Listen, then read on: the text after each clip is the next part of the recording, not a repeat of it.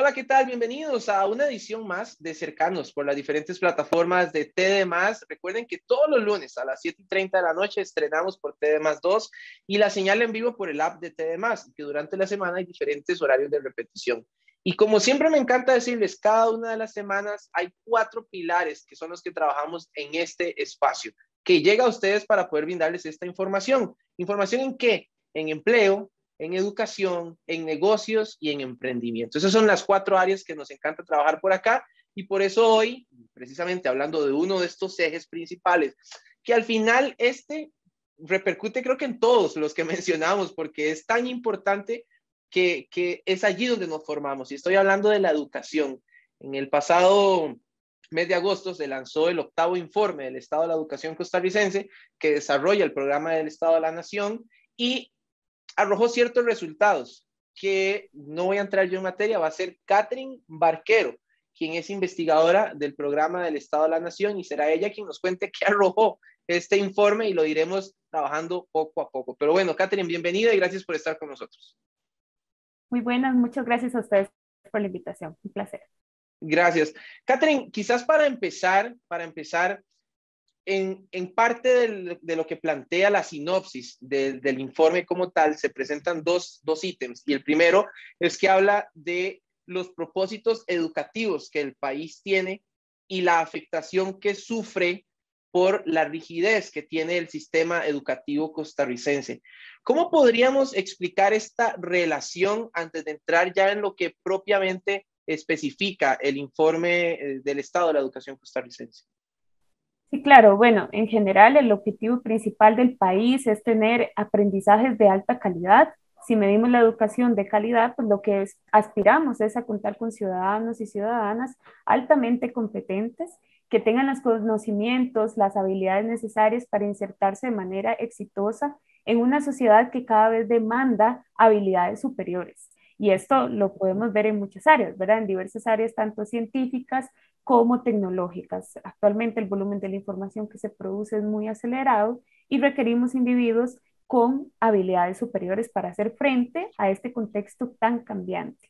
Sin embargo, las rigideces que históricamente han caracterizado el sistema hacen que avancemos muy lento en educación, y es lo que siempre le hemos llamado ritmos inerciales. En educación, a diferencia de otras áreas, pues los resultados de las acciones que vayamos haciendo o estableciendo en el sistema educativo como tal, como un todo, se ven muy lentamente y los resultados principalmente se ven entre un mediano y largo plazo, porque normalmente evaluamos cohortes de estudiantes, llamémoslo más bien generaciones de estudiantes, y ahí es donde logramos ver si lograron aprender lo que las reformas educativas dicen, si fueron capaces de insertarse plenamente en la sociedad del conocimiento, pero tenemos rezagos y sobre todo rigideces muy importantes que nos han impedido avanzar con la celeridad que requerimos. Y bueno, con todo el contexto actual que atraviesa el país y el mundo entero, nos tomó en una posición muy desventajada y hace que nuestra situación pues sea más crítica que otros países del mundo que estaban mejor preparados para enfrentar un contexto, llamémosle pandemia, ¿verdad? Que actualmente seguimos enfrentando. Pero volviendo a tu pregunta, entonces, ¿qué es lo que aspira el país? Tener aprendizajes de alta calidad, porque las personas estudiantes es el centro del sistema educativo. Sin embargo, los resultados, los indicadores nos van afirmando que estamos muy lejos todavía de alcanzar altos desempeños educativos, por lo menos similares a nuestro mejor país, o al mejor país de América Latina en esta área, que es Chile, y con bastantes brechas con respecto a los países de la OCDE. Entonces, ahí hemos venido acumulando una serie de rigideces institucionales y rezagos históricos que nos han impedido avanzar en esta materia. ¿Cómo podríamos ejemplificar o mencionar esta rigidez del sistema? ¿Dónde está? ¿Cuáles son los factores que lo hacen rígido? Sí, bueno, es una pregunta bastante amplia, ¿verdad? Pero podemos verla en algunos ejes. Podemos empezar, por ejemplo, con la gestión del sistema educativo. Es altamente burocrático, muy centralizado y muy complejo. Esto hace que las decisiones que se emanan del Ministerio de Educación Pública, de la parte central, porque hay un montón de ramas que se van desprendiendo hasta llegar a los centros educativos, Entonces, ya veámoslo como en un esquema, ¿verdad? En la parte superior está el sector central que emana directrices, que emana reformas curriculares y otras medidas de política educativa, pero que finalmente tienen una serie de trabas y una serie de procesos muy burocráticos para llegar finalmente al centro educativo, donde no llega con la mejor comunicación. Y además de que es difícil bajar, digamos, bajar la medida del centro hacia los centros educativos, del centro me refiero al sistema central, es aún más difícil cuando los docentes o los directores necesitan una consulta o resolver problemas institucionales, devolverse hacia el sector central, ¿verdad? Entonces tenemos un sistema muy burocrático que además tiene una complejidad muy grande en su estructura y además recordemos que es el principal empleador del país, entonces estamos hablando de una estructura muy compleja, pero esto hace que se dificulte y que sea muy rígido, por ejemplo, la toma de decisiones y sobre todo la autonomía que un centro educativo pueda tener. Cuando nosotros estudiamos, bueno, ¿qué es lo que hacen los países con sistemas educativos exitosos? ¿Verdad? Porque de cierta manera necesitamos un sistema modelo para ver cómo irnos acercando a ellos. Pues encontramos que una de las principales medidas que tienen es que tienen centros educativos con bastante autonomía para tomar decisiones, para mejorar los rendimientos del centro educativo, pero en nuestro caso esto no sucede así y todo tiene que ir respaldado por directrices, por lineamientos, por autorizaciones y eso limitan esa autonomía que pueda tener la gestión ya de una escuela o de un colegio como tal y sobre todo pues mejorar con mayor celeridad los resultados de los centros educativos. Esa es una de las grandes aspectos o componentes que explican pues esa rigidez del sistema, pero tenemos todavía otras, ¿verdad? Por ejemplo, el tema de la infraestructura, que cuesta mucho que avancemos en mejoras en la calidad de la infraestructura educativa, mucho por este sistema altamente burocrático que depende de muchas autorizaciones de leyes y de entramados para poder ejecutar decisiones. Y también tenemos otras rigideces ya propiamente de actores educativos que son el centro de la interacción del aprendizaje. Hablamos de los docentes, del cuerpo docente y de los directores. El cuerpo docente ya hemos señalado en diversas ediciones del informe que tenemos un cuerpo altamente heterogéneo. Me refiero a que aquí hay docentes de muy buena calidad, otros con debilidades importantes, pero que no tenemos evaluaciones, no podemos identificarlos, no podemos crear pares para impactar la mejora de la enseñanza, que hemos visto que tiene dificultades principalmente en la aplicación efectiva de los programas de estudio, que son esas metas curriculares que apuntan a esas habilidades que les hablaba al inicio, ¿verdad? De que logremos ciudadanos competentes y que sean capaces de insertarse en la sociedad democrática y productiva. Entonces, ya ahí teníamos una rigidez importante y nos ha costado avanzar mucho a mejorar esa calidad del docente. Y en general, volviendo a los modelos educativos exitosos, pues en estos países la calidad del sistema educativo no supera la calidad de sus docentes. Entonces ahí tenemos una rigidez muy importante para avanzar y los directores están enfocados en una gestión administrativa y menos pedagógica, ¿verdad? Requerimos líderes pedagógicos que sean capaces de ir tomando decisiones para mejorar, para dar seguimiento a ese rendimiento educativo que tiene su centro como tal y no necesariamente atender pues todas las cuestiones y solicitudes administrativas que es actualmente lo que dedican más tiempo y en un estudio reciente que hicimos para el informe, la edición anterior, pues encontramos también que con la pandemia hubo un aumento aún más de tareas administrativas por parte de la gestión directora, ¿verdad? De los centros educativos. Entonces, todas estas rigideces nos van impidiendo impactar esa calidad de los aprendizajes que sí estamos bastante en desventaja y con bastantes brechas con respecto a otros países del mundo.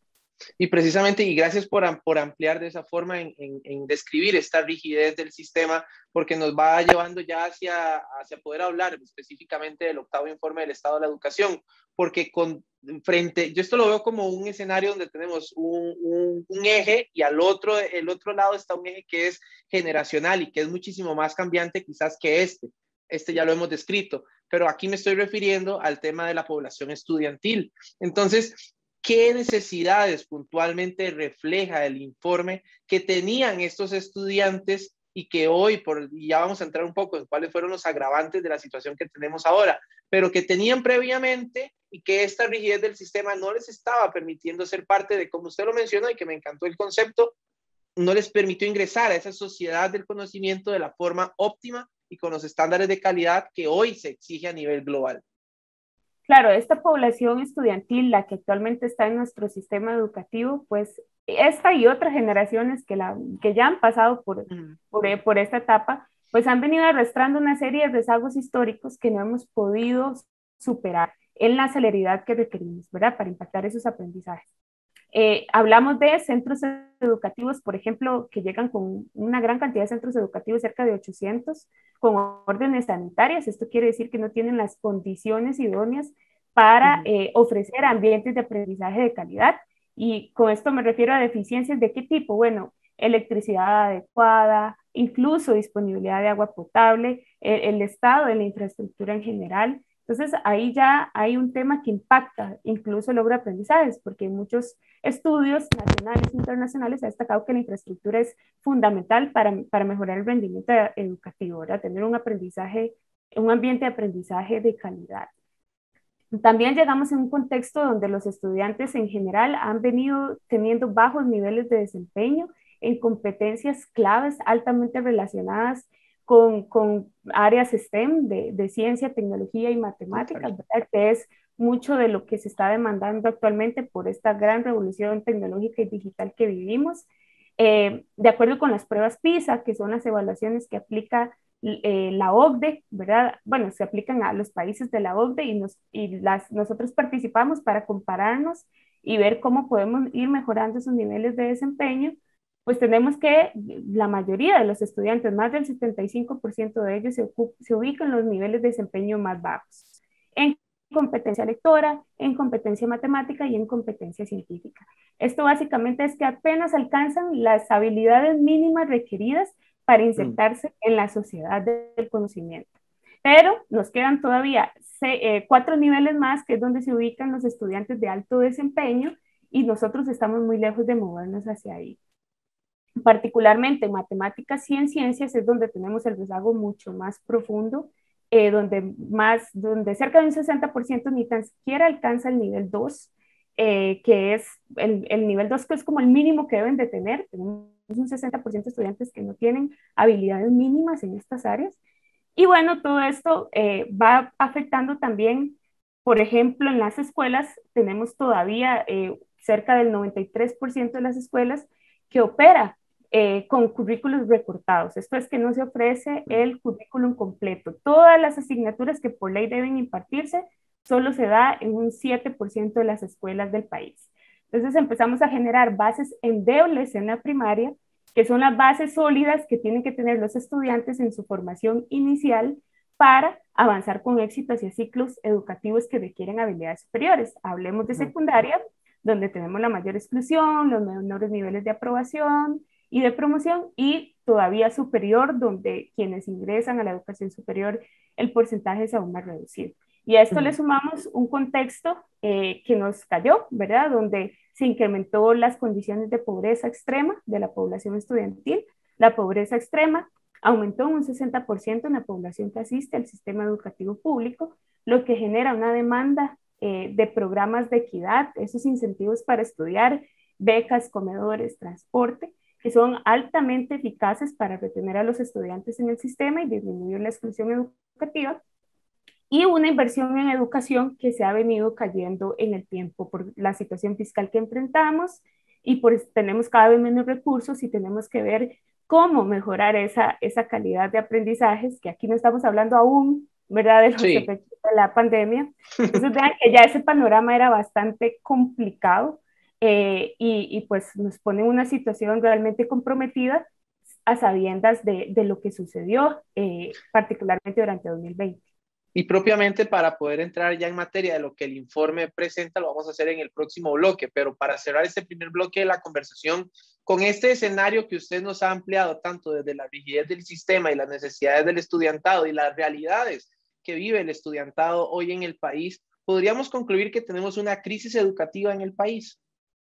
Sí, el informe señala y es contundente en decirnos, estamos ante una crisis educativa muy profunda, solamente comparable quizás con la crisis de los 80. Y bueno, obedece a varias cuestiones y precisamente una de ellas es este contexto del que hablamos, de estas rigideces y estos rezagos, hemos logrado superar para que esto que nos cayó durante el 2020 no se convirtiera en una crisis y no fuera pues un contexto coyuntural, algo en lo que podríamos salir con medidas efectivas, pero que no solamente tenemos ahora que superar propiamente lo de la pandemia, sino también esos rezagos históricos que vienen a sumar y a convertir el proceso en una bola de nieve ante lo cual tenemos que actuar ya para poder superar estas debilidades. Y puntualmente, como les decía, vamos a hablar en el siguiente bloque, porque al volver de la pausa vamos a conocer 3 ideas centrales que establece el programa Estado de la Nación acerca de este informe y que justifican precisamente el por qué Catherine hoy nos confirma aquí en Cercanos que tenemos una crisis educativa. Y eso es lo que vamos a hablar al volver de la pausa. Cercanos es actualidad en negocios, empleo, educación y emprendimiento. Visita nuestra página web y seguinos en redes sociales. Regresamos en esto que es Cercanos y como toda la semana les decimos, está siempre hecha la invitación para que puedan visitar las diferentes plataformas que tenemos, tanto acá en TD+, pero también en nuestras redes sociales, en las redes sociales de TD+, donde siempre les compartimos diferentes aprendizajes que tenemos en cada una de estas conversaciones con las personas expertas que traemos para ustedes. Y sobre todo el newsletter o el boletín que enviamos semanalmente a más de 8,500 suscriptores que hay ahí en una comunidad activa que está interesada en conocer lo último en estos 4 temas que siempre voy a decir: negocios, empleo, emprendimiento y educación. Y este lo dejé de último en este momento porque creo que es el que se concentra o define mejor esta conversación que estamos sosteniendo con Catherine Barquero, quien es investigadora del programa Estado de la Nación y quien ya en el bloque anterior nos ampliaba entre estos 2 ejes, la rigidez del sistema y las necesidades y realidades del estudiantado. Y ahora entramos en lo que el informe o el 8º informe del Estado de la Educación costarricense arroja. Una primera idea, Catherine, que yo sé que usted ya la maneja al dedillo y se la sabe de memoria porque evidentemente fue parte de todo este proceso, pero habla de que las fortalezas que el sistema tenía, tanto a nivel de educación preescolar, general básica y diversificada, enfrenta una grave crisis, ya lo hablábamos, precisamente por los problemas no resueltos y el golpe de la pandemia. Pero quisiera concentrarme para que usted pueda desarrollar esta idea en el concepto que ustedes utilizan de apagón educativo. ¿A qué nos estamos refiriendo con un apagón educativo y cómo esto se correlaciona con la crisis educativa que tenemos? Bueno, sí, efectivamente, el apagón educativo es un término que usamos para referirnos a los aprendizajes interrumpidos que han tenido los estudiantes y la población estudiantil en general en los últimos 4 años. Recordemos que desde el 2018, donde se dio un periodo muy prolongado de huelgas docentes, se perdió cerca de 1/3 de un año regular, ¿verdad? Prácticamente todo un trimestre lectivo, y eso impactó severamente los aprendizajes de los estudiantes. Aunque se ideó un plan de nivelación, en 2019 volvemos a tener huelgas intermitentes que acumularon ahí más o menos 2 meses de interrupciones de lecciones. Luego, y eso pues nos ha impedido avanzar y superar ya los rezagos que teníamos del 2018, además de los rezagos históricos que, como les mencioné al inicio de este bloque, ya eran estudiantes que venían con niveles bajos de desempeño, ¿verdad? Entonces, estas interrupciones desde el 2018 a la fecha han ocasionado pues una contracción importante de los aprendizajes y por eso le llamamos apagón educativo, que se da fundamentalmente en el 2020, donde pues la pandemia obliga a priorizar la salud sobre la educación, envía 1.200.000 estudiantes a sus casas y a docentes también a improvisar la escuela en sus hogares. De pronto habitaciones, comedores se convirtieron en los ambientes de aprendizaje diarios de esa población. Y bueno, esa realidad de esa población estudiantil que vive en sus hogares es tan desigual, ¿verdad? y eso es lo que se va reflejando en las formas de aprender y las capacidades que ellos tienen también. Y precisamente hablando de esta desigualdad, otro concepto que parte aquí y que creo que es importante resaltar es el tema de la exclusión educativa. Porque, y esto es muy importante y lo voy a traer a colación en la conversación, y es que como país siempre nos hemos sentido infinitamente orgullosos y orgullosas del sistema educativo costarricense. Y ojo, esto no lo digo en el sentido de que dejemos de sentirnos orgullosos u orgullosas de ello, sino en el sentido de que parte de esa oferta gratuita y obligatoria casi que tenemos en el sistema educativo y que es una de las garantías que poseemos, hoy se ha visto infinitamente afectada por esta exclusión educativa. ¿Qué quiere decir el equipo de investigadores e investigadoras del programa Estado de la Nación con esta exclusión educativa y cómo compararlo con estas garantías que el sistema educativo ya tradicionalmente nos ha ofrecido? Bueno, la exclusión educativa generalmente se entiende como esa capacidad de retener a los estudiantes en el sistema, formalmente inscritos, que quienes inician el año lo terminen. Eso es Okay. Cero exclusión educativa, ¿verdad? Si lo medimos a través de esa forma tradicional, que históricamente lo ha hecho el MEP, durante el 2020 tuvimos los mejores niveles de exclusión educativa. Logramos retener a prácticamente casi todos los estudiantes en el aula. Bueno, en realidad en el sistema están inscritos formalmente ahí, pero cuando hablamos de si están aprendiendo, pues ahí el concepto se nos cae y es donde el informe llama la atención a que no podemos seguir midiendo en un contexto como el que actualmente enfrentamos la exclusión educativa de manera tradicional. ¿Por qué? Bueno, porque actualmente tenemos una nueva forma de exclusión educativa originada principalmente por las condiciones de desigualdad de acceso a Internet y realidades socioeconómicas distintas que tiene la población estudiantil en sus hogares. Tenemos cerca de un 40% de estudiantes que fueron identificados por el MEP desde entre 2020 e inicios del 2021 sin conectividad a Internet y con dificultades de tener acceso a recursos y dispositivos electrónicos. En un contexto donde la educación remota y las tecnologías de información y comunicación vinieron a desempeñar un rol fundamental para dar continuidad a los procesos de aprendizaje. Entonces, para esta población, claramente se vio afectado su derecho a acceder a una educación de calidad y sobre todo su derecho a dar continuidad a procesos de aprendizaje. Más bien, estas condiciones desventajadas en tecnología ampliaron desigualdades y los pusieron en desventaja.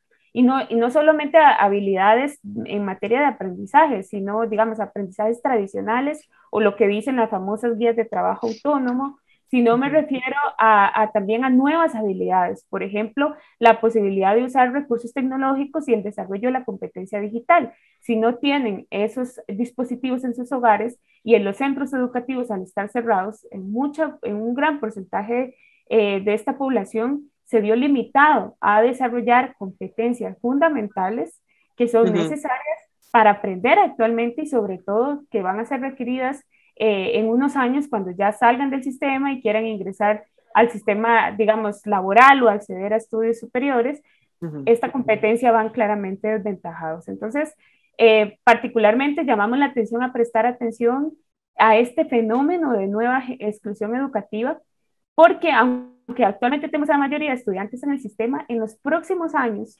podríamos generar que la exclusión educativa tradicional se incremente, vuelva a los niveles antes de la pandemia, incluso lo supere, por varias razones. Tenemos estudiantes menos preparados. Recordemos que les mencionaba que acumulamos 4 años continuos de interrupciones educativas. Esto obligó a que los aprendizajes se redujeran en un 50% en matemáticas y en español, de lo que tenían que ver en un periodo lectivo regular.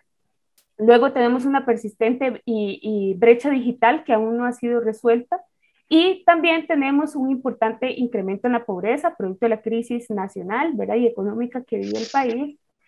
Y que además, si no logramos superar este contexto, pues esa exclusión educativa lo que va a hacer es aumentar los niveles de pobreza. En 5 años podemos tener niveles de pobreza superiores al 30%, incluso en poblaciones que ya históricamente son más desventajadas. Mujeres que habitan en zonas rurales y además que provienen de zonas periféricas o más alejadas, por ejemplo, quienes residen en las regiones Huetar Caribe, Huetar Norte y Brunca. Entonces, es una situación realmente preocupante y que hay que prestarle atención desde ya, porque no es poco, es un 40% de la población estudiantil que tiene estas dificultades actualmente. Y yo creo que usted lo menciona muy puntualmente, es la necesidad de que esto se sepa ya, porque creo que es la única forma de corregir. Como mencionábamos en el bloque anterior, ya traíamos, como dirían popularmente, ya teníamos cola que nos majaran, ¿verdad? Y esa cola creo que se hizo cada vez más extensa, pero no quisiera que nos gane el tiempo nada más en la duración del programa, y quisiera mencionar al menos características que se destacan también en las otras dos ideas centrales que ustedes mencionan. Y una es con el sistema de educación superior. Y en el sistema de educación superior ustedes mencionan que, y la idea lo dice así textualmente, la educación superior articuló respuestas efectivas ante la pandemia, pero enfrenta una situación estratégica comprometida. Y aquí cuando dice comprometida, ¿están haciendo alguna mención puntual a la falta de generación de talento para la oferta actual que se da laboralmente en el país? Sí, bueno, esa idea principal básicamente lo que nos dice es que en las universidades cuentan con condiciones distintas, ¿verdad? Y por eso lograron Sí. articular mejores respuestas. ¿A qué me refiero con condiciones distintas? Bueno, la población estudiantil que tienen que atender es mucho más reducida que, por ejemplo, la del Ministerio de Educación Pública. Quienes asisten a la educación superior tienen ya una madurez para enfrentarse al aprendizaje remoto o virtual. Entonces, pues, aunque siempre van a tener dificultades, la madurez de esa población les permite sobrellevar esta condición de nueva modalidad educativa de una forma distinta. Y además, la formación docente es diferente, ¿verdad? Tenemos docentes mejor capacitados en materia de competencias digitales que lo que tenemos en el sistema, llamémoslo preuniversitario en este caso, porque estamos hablando de universidades. Y Pero digamos, cuando sí se concentran en el tema de estratégicamente comprometida, entonces ¿a qué se están refiriendo puntualmente? exacto, sí, a eso iba. Esta parte de estrategia, de que está comprometida, se refiere a que hemos venido, al igual como experimentamos en la educación preescolar y general básica que mencioné, pues tenemos un problema de financiamiento, ¿verdad? Cada vez tenemos menos recursos y en los próximos años, digamos que en superior tenemos un estancamiento de la cobertura. Tenemos un rezago, mientras que los países de la OCDE el porcentaje de cobertura con educación superior es mayor a 40%, nosotros cada vez ampliamos más esa brecha y estamos muy por debajo de ellos y necesitamos incrementar esa cobertura, pero sobre todo atraer a las poblaciones de quintiles de ingresos más bajos, porque son los que menos asisten a la educación superior. En proporciones hay mayor cobertura de personas con mejores condiciones socioeconómicas que las más desventajadas, pero estamos en un contexto donde cada vez tenemos menos recursos y necesitamos empezar a tomar medidas principalmente de eficiencia en el uso de recursos, porque lo cierto del caso es que en el futuro próximo no vamos a tener más recursos para poder lograr ese incremento de cobertura. Pero lo que sí sabemos es que tenemos que aumentarla para ofrecer mejores calidades y oportunidades a una población que quiere ingresar al sistema de educación superior y que se ve afectada no podemos ver educación superior aparte de lo que pasa en secundaria. Ven que el 60%, la probabilidad de terminar la secundaria es apenas del 60%, ¿verdad? Y del 40%, perdón. Actualmente un 60% no la logra terminar. ¿Qué quiere decir? Hay una población importante que ahorita no tiene la posibilidad de ingresar a la educación superior. Y aquí el sistema educativo público, pues por sus cualidades de integración social y de costos y como lo queramos ver, pues tiene un rol fundamental para darle mejores oportunidades a estas personas. Y ahí es donde el informe hace pues algunos aportes sobre cómo se podría mejorar la eficiencia de los recursos de las universidades en los próximos años en pro de mejorar y de sobre todo incrementar esa cobertura que es donde tenemos las principales debilidades en este momento. Y ya para cerrar y puntualmente aquí con el tema del acuerdo nacional, que es lo que ustedes mencionan como parte de la idea de cierre de este informe, es cómo implementar una ruta estratégica, pero ese acuerdo nacional, y aquí le agradezco nada más mencionar puntualmente acciones, ¿cómo se podría llevar a cabo? Sí, ese acuerdo nacional tiene que involucrar a todos los sectores, incluyendo desde padres de familia hasta todas las instituciones públicas y privadas que hay en el país. Suena complicado, pero lo tenemos que hacer porque la educación es algo que nos importa a todos y que va a tener un impacto muy fuerte en nuestra sociedad, independientemente del sector en el que estemos o del sector en el que hablemos. Esta ruta estratégica, ¿verdad?, en la que tienen que participar todos estos sectores, pues hay medidas de cortísimo plazo que tenemos que aplicar ya, de corto plazo y de mediano plazo. Las inmediatas es regresar a la educación presencial en un ambiente seguro, porque la educación híbrida sí se tiene que dar y posiblemente se va a quedar en nuestro sistema, pero solo en aquellas condiciones donde se pueda dar de calidad. Pero vean que tenemos debilidades en esa línea. Total. Empezar a fortalecer el aprendizaje en lectura, ya el de informe documenta prácticas que se puedan hacer, porque tenemos una competencia lectora muy baja por parte de la población estudiantil, y si no mejoramos en esto, no vamos a aprender mejor ciencias y matemáticas, por decirlo así, ¿verdad? Entonces, eso hay que empezarlo a hacer ya. Y empezar a aplicar pues otras medidas como evaluaciones, las pruebas FARO, sistematizar las evaluaciones docentes que actualmente se hacen en el aula. Actualmente no sabemos cuál es el logro real del aprendizaje de los estudiantes y necesitamos información para poder diseñar estrategias de nivelación diferenciadas. En el corto plazo tenemos que ya empezar a generar las bases de las escuelas del siglo XXI, le llamamos así. Vamos a convertir las aulas en laboratorios de innovación. Aquí lo que requerimos son docentes con elevadas competencias digitales. Nuestra población docente está en los niveles iniciales, apenas conociendo las tecnologías, sin integrarlas a los procesos de aprendizaje. Y pues por supuesto superar todo este tema de la brecha digital. Y vean que aquí ya hay acuerdos en la Asamblea Legislativa y diversas discusiones que no prosperan, pero que tienen que darse ya para poder ir transformando esas aulas y esas escuelas en verdaderos laboratorios de innovación. Y en el largo plazo, pues ya empezar a soltar esta rigidez, dar mayor autonomía a los centros educativos, porque vamos a contar, y esa es la fe, ¿verdad?, con líderes pedagógicos de los centros educativos, y donde pues ya logremos tener mejores ambientes de aprendizaje en el largo plazo. Pero todas estas medidas requieren que se implementen ya. No es que por decir largo plazo nos tenemos que esperar al 2024 o en adelante para esperar a que pase. Es que si queremos salir de la crisis tenemos que hacerlo ya, porque como les mencionaba, en educación las cosas se ven en el tiempo, no se ven inmediatas, pero totalmente de acuerdo. Si lo queremos ver, hay que empezar a actuar ya, y aquí es una acción que supera al Ministerio de Educación Pública, requiere la fuerza de otros actores para superar estas sinergias que nos tienen ahorita en la condición tan comprometida en la que estamos actualmente, pero que son necesarias para darle a esa población estudiantil mejores condiciones y mayores oportunidades, porque si no, ellos son los que van a pagar los rezagos que hasta ahora hemos venido arrastrando. Y también al final creo que se resume en calidad de vida. Yo siempre he dicho que al final todos estos temas que trabajamos aquí, educación y emprendimiento, es calidad de vida. En eso es que se resume la educación para que todos y todas podamos comprenderlo de la mejor manera. Catherine Barquero es investigadora del Programa del Estado de la Nación y nos ha acompañado en esta ocasión hablando precisamente de esta crisis educativa que tenemos en el país. Catherine, gracias por haber estado con nosotros. Con todo gusto, un placer. Y a ustedes también, por cada semana acompañarnos y ser parte de esta comunidad de aprendizaje y de contenido educativo en TD+, que seguimos desarrollando porque precisamente son acciones que hay que ejercer ya. Será entonces hasta la siguiente ocasión. Que Dios les bendiga. Chao.